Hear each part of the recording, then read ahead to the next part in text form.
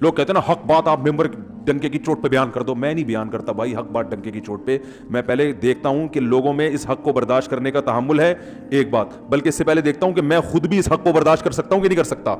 یہ جو ڈنکے کی چوٹ پہ اکثر حق بیان کر رہے ہوتے ہیں نا, تو یہ اکثر لوگ یہ اس قسم کا حق بیان کر رہے ہوتے ہیں کہ ان کے پہلے سے کسی محلے کے دادا سے بڑے تعلقات ہوتے ہیں, جن کو انہوں نے بیان بتایا ہوتا ہے میں یہ بولنے والا ہوں, بچا لو گے, وہ کہ ہاں بچا لیں گے, تو بول دے. ہمیں تو کوئی ہے ہی نہیں اس طرح کا, ہم تو کسی سے تعلق رکھتے ہی نہیں ہیں. ہاں کسی کے خوف سے غلط بیانی کرنا حرام ہے, یعنی آپ کسی محلے کے دادا کے ڈر سے غلط بات اس کے بارے میں بتا دو, یا جھوٹی تعریفیں شروع کر دو, یا لالچ میں آ کے لوگوں کو غلط گائیڈ کرو, یہ حرام ہے. خاموشی کی شریعت نے اجازت دی ہے, غلط بیانی کی شریعت نے اجازت نہیں دی ہے. غلط بیانی نہیں کرتا, بسا اوقات میں خاموش ہو جاتا ہوں کہ بھائی اس ٹاپک پر بات مت کرو کیونکہ لوگوں میں برداشت نہیں کر پائیں گے یا غلط رخ پہ لے جائیں گے.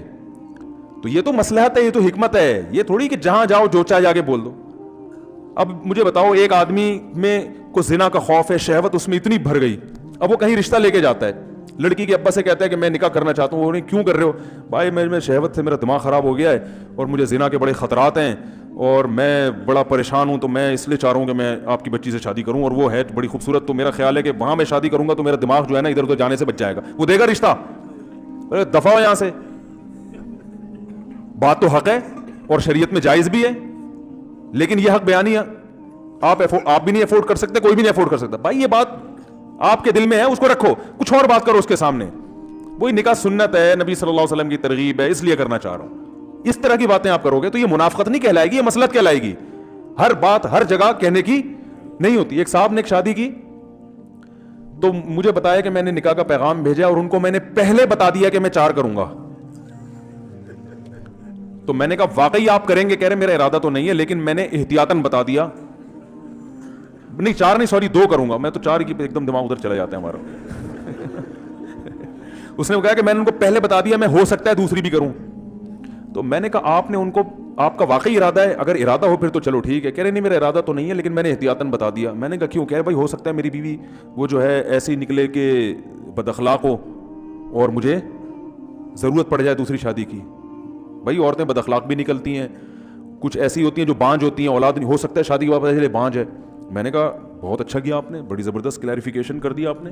میں نے کہا لڑکی کے ابا کو میں کہوں گا کہ آپ کو بھی بتا دیں کہ ہو سکتا ہے ہم آپ سے طلاق لے لیں. بھائی ہم شادی تو کر رہے ہیں لیکن اس بات کا امکان ہے کہ ہم آپ سے طلاق لے کے اس کی کہیں اور شادی کر دیں. آپ پوچھو کیوں؟ بھائی ہو سکتا ہے آپ چرسی نکلو. کیا خیال ہے آپ کو؟ نہیں میں تو چرس نہیں پیتا, میرا لیبارٹری ٹیسٹ کروا لیں. بھائی ہو سکتا ہے بعد میں چرسی بن جاؤ. ہو سکنے پر تو یار دنیا میں بہت کچھ ہو سکتا ہے, اب بیچ کو ہے اس کے حساب سے بات کرو نا. میں نے کہا آپ کا ارادہ ہے نہیں, خام خامے وہ رشتہ توڑ دیا انہوں نے. وہ بالکل صحیح کیا لڑکی کے ابا نے, بہت اچھا کیا توڑ کے. میں نے کہا کوئی بھی ہوتا رشتہ توڑتا ہے بلا وجہ, ہو سکتا ہے ہو سکتا ہے. ایک صاحب تھے وہ پولیو کے خطروں کے بہت خلاف تھے, میرے دوست تھے کیا ہیں ابھی بھی. تو ان کا کہیں رشتہ, ان کو بیچاروں کو کہیں رشتہ نہیں مل رہا تھا تو مجھے سفارشی بنا کے لے گئے.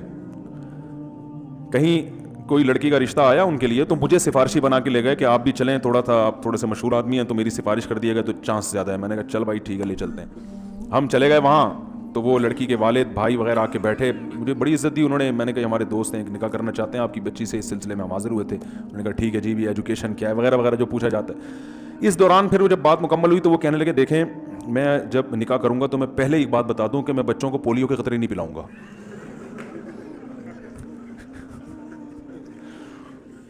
ابے میں سر پکڑ کے بیٹھ گیا یوں کر کے.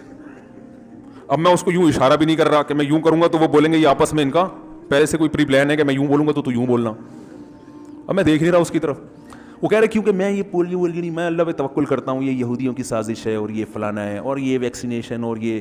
ابے تو شادی تو ہونے دے, بچے تو ہونے دے اللہ کے بعد. انہوں نے ہاں ابھی کی نہیں ہے تو میں نے پھر وہ انکار ہو گیا اور ہونا تھا انکار. میں نے پھر اس کو بول لتاڑا یار تم نے کیا. کہہ رہے بھائی ہم تو پہلے سے تاکہ بعد میں جھگڑا نہ ہو. یہ وہ لوگ ہیں جو ڈنکے کی چوٹ پہ حق بیان کرتے ہیں. ڈنکے کی چوٹ. اب بھائی تم نے نہیں پلانے تھے اللہ کے بندے. تو وہ پولیو سے اتنا وہ نہیں ہوئے پریشان, وہ اس سوچ سے ہو گیا کہ یار یہ فنڈامنٹلسٹ کی انتہا ہے. یہ تو